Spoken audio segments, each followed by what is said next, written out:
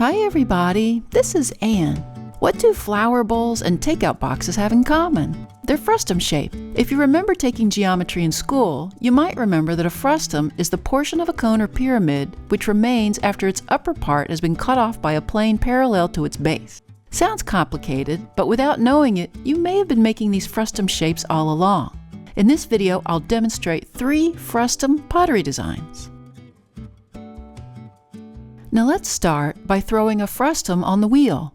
You can see that I center and open the mound to 1/4 inch, and when I pull the sides up, I'm pulling so the sides go upward and curve inward.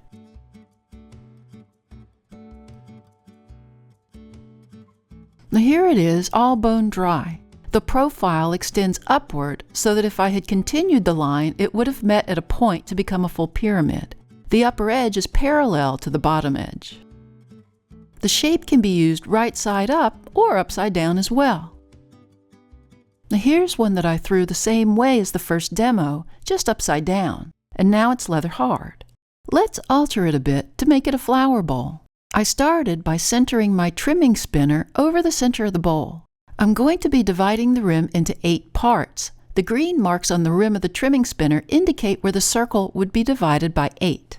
I then steadied my pencil and drew a border line about 3/4 below the rim line on the outside of the bowl. I marked halfway between my 8 division lines, then connected the lines on the border to the halfway marks on the rim in the rounded petal shape. I used an X-Acto knife to cut through my marks.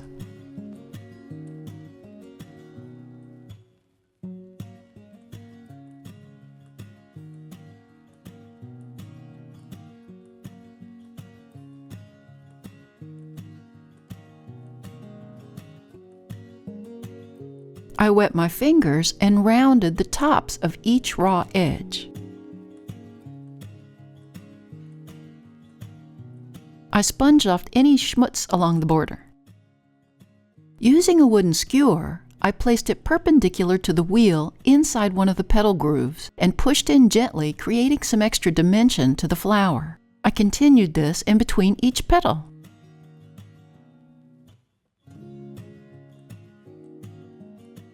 I then wet my fingers and gently worked the tops of each petal outward just a little, thinning out the clay along that edge as I went.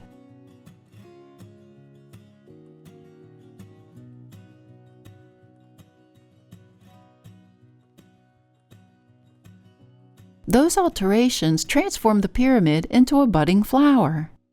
To finish, I created little round clay balls and attached them in between the petals. The V-cuts become the most vulnerable areas for cracking as the clay dries. The balls of clay will prevent that from happening, and they become a nice decoration as well. Here's one that I made earlier that's a bit taller, and I took my time to make sure my petals were nice and even.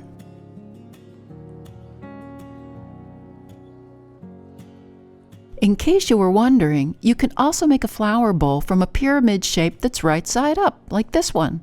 I divided this bowl into 4ths to create the initial petals, then cut 4 extra petals from a slab of clay and attached them to the outside of the mug in between each of the original 4 petals for this cute look.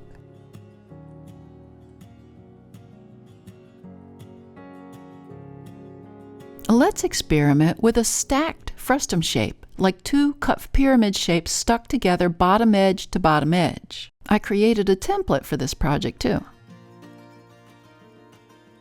I cut out the template from my clay.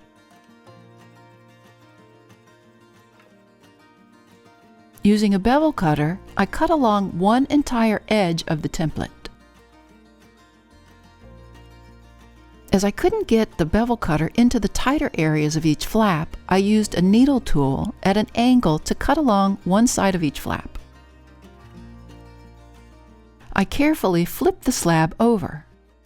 Using my bevel cutter, I cut along the back side of the edge that hasn't been cut yet. I then used my needle tool to bevel the rest of the inner flap side that hadn't been cut yet. I scored all of the cut edges. I then set the slab straight up on the table and bent it around and slipped and joined the 2 bigger edges, first on the front and then the inside.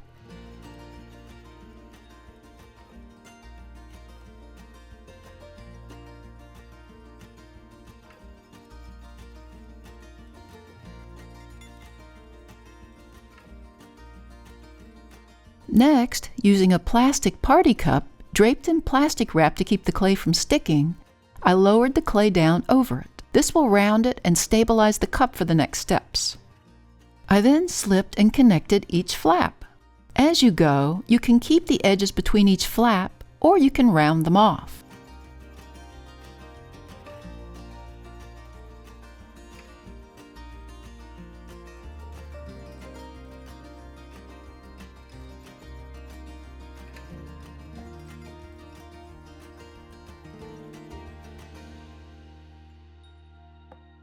I cut away any excess clay around the circular opening to keep it nice and straight and flat.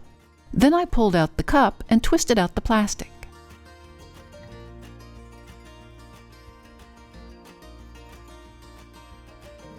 Leaving the cup rim side down, I let that dry to leather hard before attaching a bottom from a piece of slab. Here it is, all bone dry and cleaned up now.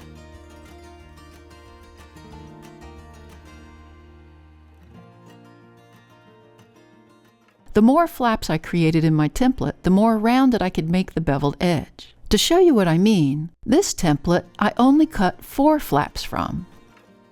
Here is the cup that I made from that. You can see that the bottom frustum is squared off instead of circular pyramidal shape like the 6-flapped template.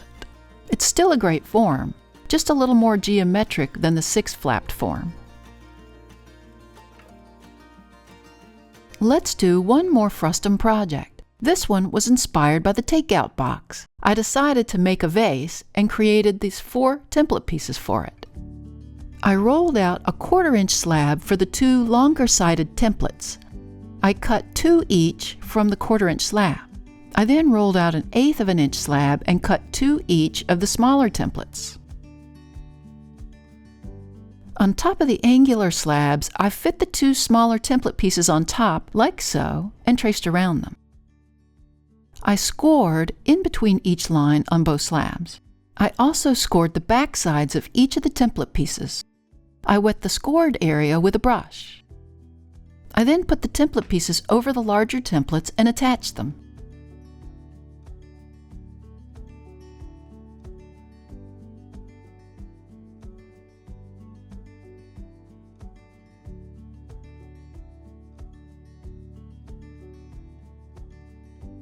To give the illusion that one of these pieces was overlapping the other piece, I wet the sharper side of my wooden tool stick to gently push the edges around that middle corner and downward slightly.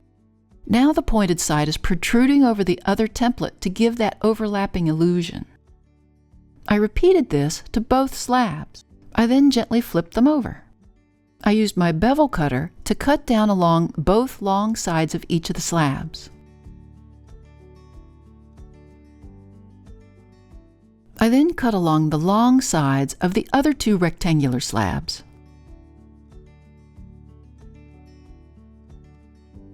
I was careful to keep all the trimmings intact. I'll need them for the next step. With all of the template pieces upside down, I scored each beveled edge of my vase. To attach, I slipped the edges of one of the bigger sides and the adjacent side of the rectangular slab. I attach the edges using the table as my straight edge of where to attach them. The beveled edge of the slab on the table is higher than the side slab, but it won't matter because I hide the height difference with the bevel trimming. I firmly pushed that into place and worked it into the seam and into the side slabs too.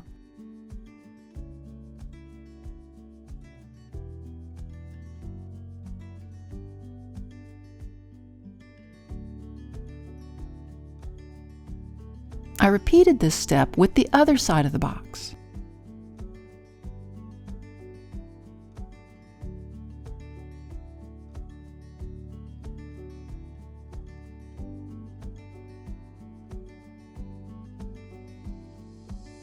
Once it was attached, I stood it up on the table and attached the other side of the box. If your slabs are too soft and won't stand up, let them dry to leather hard before completing this step.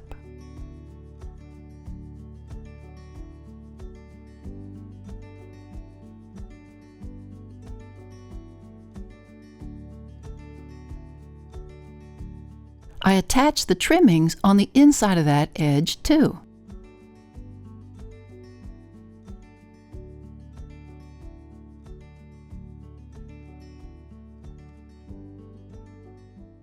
To complete the illusion that the tops are box lids, I used a wooden skewer across the top edges of those attached templates, then gently bent the top section over the skewer slightly.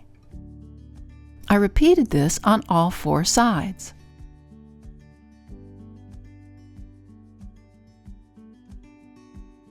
I cut out another slab and attached a bottom to the box, then cut it out.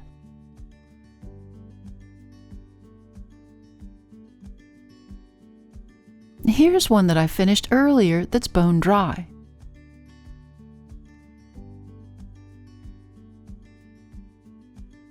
Now if I turn it upside down, you can see that the vase is indeed a frustum, but instead of it being round, it's just squared off. Frustum shapes appear to be difficult shapes to create, but when you break them down, they can be a very useful and attractive form in your pottery arsenal. Thanks to the newest members of our Little Street Pottery Research Facility team. If you'd like to join the team and earn a title, click on the Super Thanks button or the link to buy me a coffee. In any case, we invite you to subscribe to our channel, and we'll see you next time in the studio.